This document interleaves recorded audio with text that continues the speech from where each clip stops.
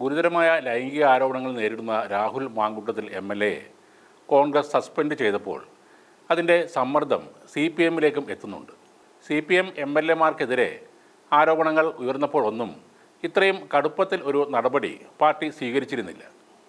മറ്റേതെങ്കിലും പാർട്ടികൾ ഇങ്ങനെയൊരു നടപടി എടുത്തിട്ടുണ്ടെന്ന് പ്രതിപക്ഷ നേതാവ് VD സതീശൻ മാധ്യമങ്ങളോട് ചോദിച്ചതും ഇതൊക്കെ കണ്ടുകൊണ്ടായിരുന്നു. ഹേമ കമ്മിറ്റി റിപ്പോർട്ട് പുറത്തു വന്നതിന് പിന്നാലെയാണ് മുകേഷ് MLAക്കെതിരെ ആരോപണങ്ങൾ ഉയർന്നത്. അവസാനമായി CPMനെ പ്രതിരോധത്തിലാക്കിയ ലൈംഗികാരോപണം മുകേഷിൻ്റെ മേലെയുള്ളതാണ്.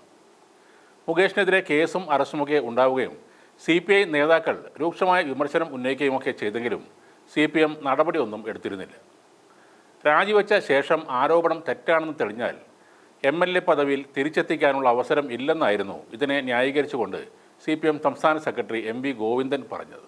നേരത്തെ ഒന്നാം പിണറായി സർക്കാരിൻ്റെ സമയത്ത് മന്ത്രി AK ശശീന്ദ്രനെതിരെ ആരോപണം വന്നപ്പോൾ മന്ത്രിസഭയിൽ നിന്നും മാറ്റിയതല്ലാതെ MLA സ്ഥാനം രാജിവെച്ചിരുന്നില്ല.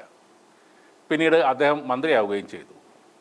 ശശീന്ദ്രൻ്റെ വിഷയത്തിൽ അദ്ദേഹം മുന്നണിയിലെ മറ്റൊരു പാർട്ടിയിലെ നേതാവാണെന്ന് CPMന് പറഞ്ഞു നിൽക്കാവുന്നതുമാണ്. എന്നാൽ കടകംപള്ളി സുരേന്ദ്രൻ MLAയുടെ പേരിൽ ശബ്ദരേഖ സാമൂഹിക മാധ്യമങ്ങളിൽ പ്രചരിച്ചപ്പോഴും CPM ഒരു നടപടിക്കും മുതിർന്നില്ല. ഇപ്പോഴത്തെ ആരോപണങ്ങളിൽ രാഹുലിൻ്റെ രാജി CPM ശക്തമായി ആവശ്യപ്പെട്ടാൽ സ്വന്തം MLAമാർക്കെതിരെ എന്ത് നടപടികൾ സ്വീകരിച്ചെന്ന ചോദ്യം നേരിടേണ്ടി വരും. മന്ത്രിയായിരിക്കെ ഇത്തരം ആരോപണങ്ങൾക്ക് വിധേയരായ PJ Joseph, Neelalohithadasan Nadar, Jose Thettayil, PK Kunhalikutty, KB Ganesh Kumar എന്നിവർ മന്ത്രിസ്ഥാനം മാത്രമാണ് രാജിവെച്ചത്. MLA ആയി തുടർന്നുകൊണ്ടാണ് അവരെല്ലാം കേസിനെ നേരിട്ടത്. ആരോപിക്കപ്പെട്ടയാൾ നിയമസഭാംഗത്വം രാജിവെച്ചാൽ പിന്നീട് നിരപരാധിയാണെന്ന സാഹചര്യം വന്നാൽ അവരെ തിരിച്ചെടുക്കുന്നതിനുള്ള നിയമ സംവിധാനമില്ല. അത് ചൂണ്ടിക്കാട്ടിയാണ് MLA സ്ഥാനം തുടരാൻ പാർട്ടി നേതൃത്വവും അനുവദിക്കുന്നത്. സംസ്ഥാന രാഷ്ട്രീയത്തിൽ ഉമ്മൻചാണ്ടി, കുഞ്ഞാലിക്കുട്ടി, AP അനിൽകുമാർ, ഹൈബി ഈഡൻ, പീതാംബരക്കുറുപ്പ്, ശശി തരൂർ എന്നിവരുടെ എല്ലാം പേരിൽ ഇത്തരം ആരോപണങ്ങൾ ഉയർന്നുവെങ്കിലും അവരാരും MLA സ്ഥാനം രാജിവെച്ചിട്ടില്ല. പൊതുമരാമത്ത് വകുപ്പ് മന്ത്രിയായിരിക്കെ ചെന്നൈ കൊച്ചി വിമാനത്തിൽ യാത്ര ചെയ്യുമ്പോൾ സ്ത്രീയോട് മോശമായി പെരുമാറി എന്നതായിരുന്നു PJ ജോസഫിനെതിരായ ആരോപണം. അതിൻ്റെ അടിസ്ഥാനത്തിൽ തമിഴ്നാട് പോലീസ് PJ ജോസഫിനെതിരെ സ്ത്രീപീഡന കുറ്റം ചുമത്തി കേസ് രജിസ്റ്റർ ചെയ്തിരുന്നു. മന്ത്രിസ്ഥാനം രാജിവെച്ച് കുറ്റവിമുക്തനായ ജോസഫ് അധികാരത്തിൽ വീണ്ടും വരികയും ചെയ്തു. ഗതാഗത മന്ത്രിയായിരിക്കുമ്പോഴാണ് നീലലോഹിതദാസൻ നാടാർ ഒരു വിവാദത്തിൽപ്പെടുന്നത്. ഗതാഗത സെക്രട്ടറി ആയിരുന്ന നളിനി നെറ്റോയെ പീഡിപ്പിക്കാൻ ശ്രമിച്ചു എന്നായിരുന്നു നാടാർക്കെതിരെ വന്ന ആരോപണം. 3 മാസം തടവും പിഴയും ചുമത്തിയെങ്കിലും പിന്നീട് അദ്ദേഹം കുറ്റവിമുക്തനാവുകയായിരുന്നു. അങ്കമാലി മഞ്ഞപ്ര സ്വദേശിനിയായ യുവതിയാണ് ജോസ് തെറ്റയിലിനും മകൻ തോമസിനുമെതിരെ പോലീസിൽ പരാതി നൽകിയത്.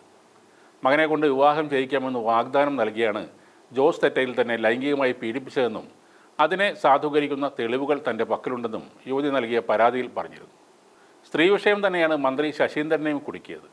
മംഗളം ചാനൽ ഒരുക്കിയ ഹണി ട്രാപ്പിൽ പെട്ടുപോയ പാവം മന്ത്രിക്ക് രാജിവെക്കേണ്ടി വന്നു. പിന്നീട് കുറ്റവിമുക്തനായി വീണ്ടും മന്ത്രിയാവുകയായിരുന്നു. കോൺഗ്രസിലാണെങ്കിൽ വിൻസെൻറ്റിനും എൽദോസ് കുന്നപ്പള്ളിക്കുമെതിരെ ലൈംഗിക ആരോപണം ഉയർന്നപ്പോഴും MLA സ്ഥാനത്ത് നിന്നും മാറ്റി നിർത്തിയിരുന്നില്ല. രാഹുലിനെ പോലെ പൂർണ്ണമായി അവരെ പാർട്ടി തഴഞ്ഞതുമില്ല. നമ്മുടെ രാജ്യത്ത് 16 MPമാരും 135 MLAമാരും സ്ത്രീകൾക്കെതിരായ കുറ്റകൃത്യങ്ങളിൽ പ്രതികളാണ്. അതിൽ BJPക്കാരായ 54 പേരുണ്ട്. കോൺഗ്രസ്സുകാരായ 23 പേരാണുള്ളത്. ചെറിയ പാർട്ടി ആണെങ്കിൽ കൂടി ആം ആദ്മി പാർട്ടിയുടെ 13 പേർ ഇത്തരം കേസുകളിൽ പ്രതികളാണ്.